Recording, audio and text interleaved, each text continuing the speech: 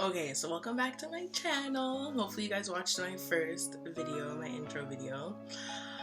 This video is going to be about, not so much a reaction video, but when I first found out my baby boy was terminally ill. Like, it was literally years of not knowing what was, not to say wrong with him, but like why he was so different. And then one day having the answer, and then like it being one that I didn't even expect. So let's rewind a little bit. So my son was born on October 1st, 2011. And from the beginning, like, his vision was off. Like, he was a month old and his eyes would go like consistently like back and forth. Like, I could tell that he wasn't in control of them. So I brought him to the doctor in Scarborough. And she told me, oh, like, you know, just give him some time, he'll grow out of it. She wasn't seeing what I was seeing. So then I got him a pediatrician, and she was like, yeah, you guys need to go to Sick Kids immediately. I think he has, like, no, there's something that's, because, okay, when a doctor looks into your eyes, they're supposed to see some type of reflection, and whatever reflection she was trying to see, she wasn't seeing. So I was like, okay. Brought him to the doctors, and they told me that my son had cataracts. So I was like, what? So I instantly thought that he had cataracts because cataracts runs in my family, and my grandma got cataracts in her 20s. So I was like, okay, maybe it's a genetic thing, you know? Maybe he was just born with it. I bawled. Remember, I was 17 when I had my son. I bawled, you know? See this beautiful little human being that I'm thinking is absolutely perfect, and he has one imperfection. You know what? I bawled. Because I found out that he was going to have surgery at 2 months old. Yep, 2 months old. He had his first surgery on one of his eyes at 2 months, and the other one like just after 3 months. And then from there on forward, he needed glasses and contact lens, which is scary. He needed them both at the same time because his surgery was basically to remove his eye lens. So he needed the contact lens and then the glasses on top, which is why he had the cutest blue glasses ever. There's not a kid on this planet that looks as good as in glasses as my son did. I say that with confidence. But yeah, it was really hard. I was the one that had to put in his contacts every morning and take them out every night. Like, I was a pro. I never even put contacts in my own eyes, but I could do it with my 2-month-old easily. As he got older, he'd throw tantrums and he'd take off his glasses and friggin' fling them. Like, it was such a problem. So funny. But anyways, so that was when he was 2-3 months, you know, stressful, but I got over it. Then at maybe 4 months, I'm finding out that his head isn't growing the way it should be. It's smaller than what it should be. So another thing, like, you know, like, to hear that again, it's just like, oh my gosh, what could be wrong, you know? I had a normal pregnancy. I had a very long but normal birth experience. So now I'm trying to figure out, okay, what do you mean my kid's head's too small? You know, like, what could be wrong now? So we go back to Sick Kids. and mind you, with his contacts and glasses and his surgery or whatever, I was already going to Sick Kids often to get that checked up on, like, regularly, and they were putting him to sleep and just, you know, like, trying to figure out how his eyes were healing and da-da-da. So I was already going to Sick Kids regularly. And then now to add another thing to the mix, I'm just like, oh my gosh. So then they do an MRI. I didn't get the results that day. I go back to his neurologist in Richmond Hill, and he tells me that my son has deformalities in his brain. And I'm just like, yo, I'm tired. Like, I just turned 18. This is my first kid, the love of my absolute life, and like, I just want to take what's going on with him and like take it from him and like give it to myself. Like, I'm tired. Like, I feel so helpless. And if you have a kid, you know what I mean. Like, you don't want to hear that your kid's going through something, and it's one of those situations where it's just like, yo, you have to deal with it because there's really nothing we can do. So now I'm stressed because now my baby has deformalities in his brain. If I can get the name of what it was called, I'll put it in below, because later on I found out that almost all CS kids have this. But anyways, stressed out. You know what? Okay, my kid's gonna be a little bit different. He might not be able to, that's what I took it as. He might not be able to get his car at 18 or 17 or whatever, like I planned. He might not be able to, you know, do certain things, but King J till the death of me. Like, that's still my baby. That doesn't change anything. And if you know me, you know I am a crazy mother. I am in love with my son, obsessed with my son. So I'm not gonna have one of those kids that get bullied either, because I will easily pull up, like, no hesitation. They could be kindergarten, grade 1, like, that's what I'm thinking as I'm finding this out, you know? I'm defending that little boy till the death of me. No one's gonna bug him for being different, you know? So then there was that. Okay, so now he's 6 months. He had his surgery. I'm finding out that he has deformalities in his brain, but yo, life goes on, like, you know? Now, one thing that Jay rolled on time, he never sat up though. He never sat up on his own. At this point, he's 6 months, so he should be sitting up or, you know, working towards it, but I'm not stressed because now I know that he has deformalities in his brain, so maybe he's gonna be like a little bit slower, but that's perfectly fine. Yo, at his 8 months appointment, he's like, his pediatrician tells me that he's falling off the growth curve. Now, I just feel like throwing something. Like, I'm tired, bro. Like, what do you mean he's falling off the growth curve? Oh, like, instead of gaining weight, he's kind of staying the same. And then, like, as months go on, like, he started to lose weight instead of gain. And there's no reason why your 6, 7, 8-month-old is losing weight. This kid eats a lot. He does eat a lot, but he also throws up a lot. He has acid reflux. So I'm thinking maybe it's because of that. So she's telling me to switch up his formulas, like get stuff that, you know, will stay down, whatever. I'm like, okay, cool. Mind you, while all this is going on, he's still having consistent eye appointments, okay?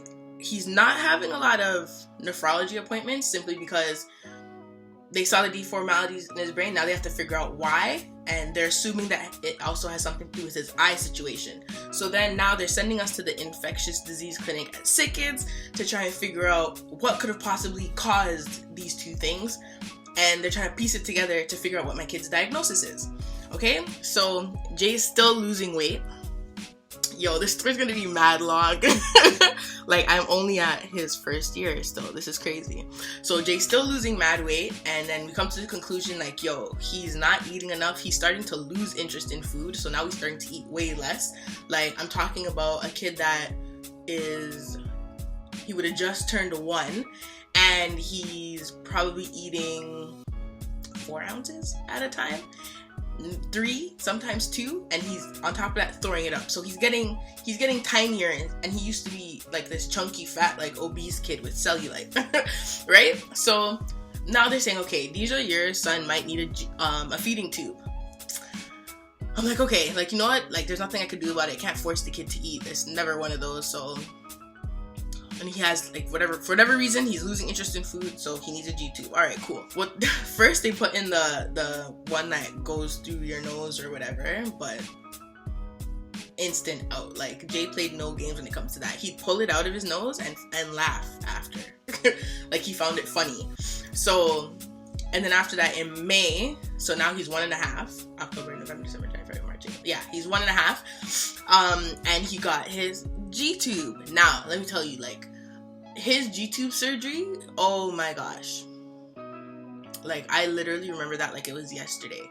Because to go in for his surgery, he has to do like some fasting for a certain amount of time. That wasn't a problem because the kid hardly ate anyway. So him not eating, like, he didn't really care. It didn't bug him. But when he came back from his surgery, to see like his mouth was like completely dry. Like, I don't know, I can't even explain it. I can only picture it in my head. Like, have you ever seen a dry tongue before? Like, how? And he was uncomfortable, and you could tell that he was uncomfortable, but there's nothing I could do. Like, yo, I bawled. Like, I literally bawled, and I prayed, and I bawled. That's literally what I spent my time doing while he was in the hospital. But yo, we got over it. He got his G-tube. He started putting on weight, like, you know, gradually he started putting on weight. Like, everything was good. Okay, so he had his G-tube surgery in May. And he was 1.5. And everything was, like, going good. Like, you know, after a while, he completely stopped eating. Not completely, but, like, he didn't depend on actual human food or real food. He was fine with just getting his G-tube feeds. And he kept his weight on, and he still threw up, but like as he got older, it started happening less. So, you know, so that was literally his 2nd year of life. His 3rd year of life now, so fast forward to a year and a half later, they're suspecting that he's losing his hearing. Okay, now, like now to the point where like I'm done crying. Like I'm done. Cause like clearly everything's happening for a reason. I have no clue why it's happening. I'm just tired. He's been discharged at this point. He's been discharged from the infectious disease clinic because they've tested him for so many things and they can't figure it out. And they're sending him to genetics now. So when we found out that he was losing his hearing, which honestly broke my heart because when I look back at like his first videos, like his young boy baby videos, it's just like, whoa, if I actually compared what he would respond to then to now, I would have been able to notice, but I honestly didn't notice. Like I really did not notice that certain things that he'd respond to before, you know, he wasn't responding to now. And the thing about Jay is the kid is smart. So if I said like, you know, say no, he'd do this. If I said say yes, he'd do this, you know, and he responded to his name. He still wasn't walking at 2.5, 3. He still wasn't talking, but like you could tell that he was aware of what was going on around him. He knew who was who. Like the kid knew to, you know, cry at daycare that he'd get sent home and then he'd go home and turn up. We're just like, yo, you're not even sick right now. Like you're not slick, you know? So like this kid is very, very smart. So it was really hard to notice that that my baby was losing his hearing this whole time. And because it was a gradual thing. And what made that even harder for me is like, yo, I beat myself up about it. Like, yo, DJ, you're his mom and you didn't notice that your kid wasn't responding to certain things or sounds anymore. Like, you know? And I felt bad, to be honest, but yo, it's really one of those things that you're not expecting. So you wouldn't even think to like, you know, like compare those type of things. Like I would have never thought Jay would have been losing his hearing. And they were trying to tell me that at first, the kids killed me. At first they were trying to tell me that he was completely deaf. And then I was just like, yeah, that doesn't make sense because like he still copies certain things that I do or certain sounds that I make, whatever the case is. And like, if I'm saying say no, how does he know to do this? Like, you guys can't tell me that he's reading my lips because his vision ain't that good, you know? And then they redid his, they said he was completely deaf when they did his testing when he was asleep. When they did it when he was awake, they were like, okay, like, yeah, he clearly can't hear. So I still have no idea how well his hearing was. And to be honest, I didn't really care. Like at this point, I'm over it. Like there's nothing else you guys can tell me about my kid that's gonna, like, it's one of those situations where, yo, you can't do anything about it. Leave it to God and just keep it moving. Like, I'm blessed to have been his mom. I'm blessed to have had him. Like, I have no regrets. Like, nothing they tell me is gonna change that. So at this point, I am not crying. I'm not crying. Like, I'm over crying. I've been crying for the past 3 years. You're not catching another tear come out of me.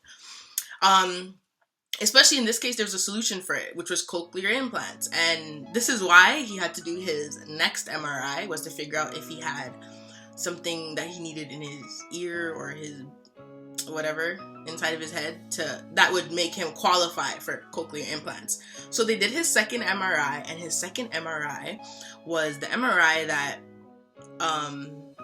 got his neurologist to figure out his diagnosis, which was Cockayne syndrome. The way he described it to me in the office was basically your kid's aging like a little old man. And I was like, really? Well, it kind of does make sense. Because at this point, Jay had the most hair and he started losing his hair. His vision wasn't getting any better. He was losing his hearing. Like, it really did make sense, the fact that he was aging like a little old man. And then he told me that these kids don't live... then he told me that these kids live till about 20 years old. And I was just like, pardon? And at this point, I am... Let me think. Yeah! At this point, I'm 20. I'm legit 20 years old, hearing that my kid won't live till 20 years old. So I'm just like, yo, like, what do you mean? Like, my kid's not gonna live till my age? Bro. Okay. I cried when he needed the eye surgery. I cried when I found out that, you know, he had deformalities in his brain. I cried when he needed the G-tube. I didn't cry when I found out about the hearing loss, because it's like, out of my control, nothing I can do about it. My kid's gonna live till only 20 years old? Bro, the way I bawled, you would have thought he was already gone. I swear to you. Yo, I bawled. Like, the tears that came out of me that day. Oh my fucking gosh. Yo, I bawled.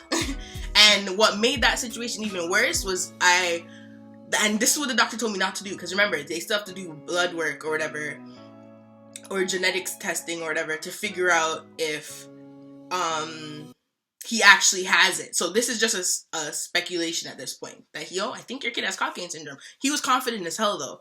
But yeah, so I go home and he told me not to stress myself out, not to go on Google and YouTube and search up things. I had to. I friggin' had to. So I go home, I hop on Google, and I'm looking at pictures of kids that have Cockayne syndrome, and they look just like my son. I bawled. Oh my gosh, I bawled. The way I bawled, I can't even explain it. You would have honestly thought my kid already died. That's how much I cried. Because I'm just like, yo, my kid's not gonna live till my age. Da, da, da, da. Like, my world literally ended, Picked him up from daycare, cried all over again. Like, I cried so much that week, that month, months to follow, like, you know what I mean? And then that's when the delusional me kicked in, because it's literally crazy. Like, I'm looking at these kids and I'm reading their stories, and their stories are so similar to Jay's. Like, some of them are born with the same eye problems Jay had.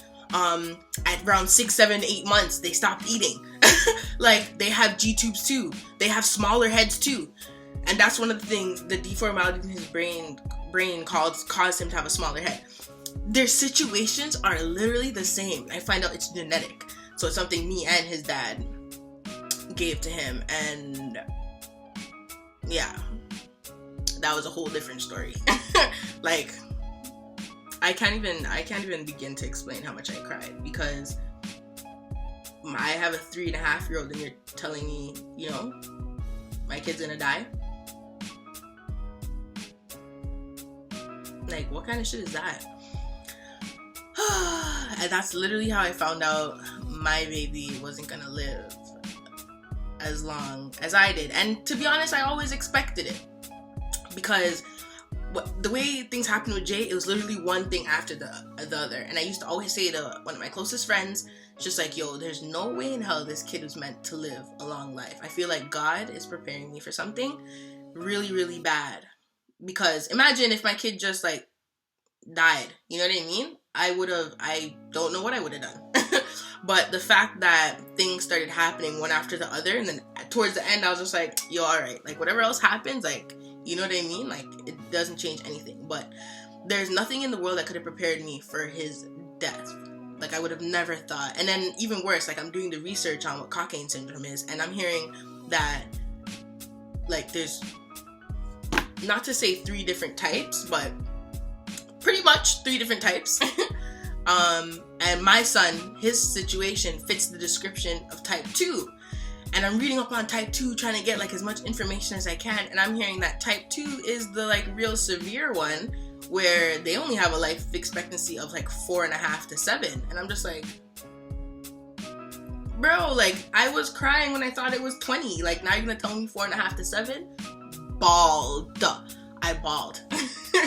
I literally bawled. I held in my bawled. I went to sleep bawling. Like, it was honestly so sad, but I have no regrets. None. Period. I'd do it again. I literally would do it again. With him, I would do anything. With him, all over again. It's one of those situations that you never know why it happens to you, but I truly feel like it happened to me because I was just meant to be Jay's mom. Period. I was truly wholeheartedly meant to be Jay's mom, because Jay is literally why I am who I am right now. So hopefully you guys enjoyed this video. I've been wanting to share Jay's story. I feel like it's one of those stories that need to be shared, you know, because again, I am not the only parent going through this. So yeah, that's the end of my video. That's how I found out my little man was terminally ill. yeah, comment below if you have any other questions. I know what my friends and what my family want me to make videos on, because I don't really tell them much. But if there's anything you want to know specifically, let me know. And if I didn't answer any questions that you might have had, even regarding to how I found out or whatever the case is,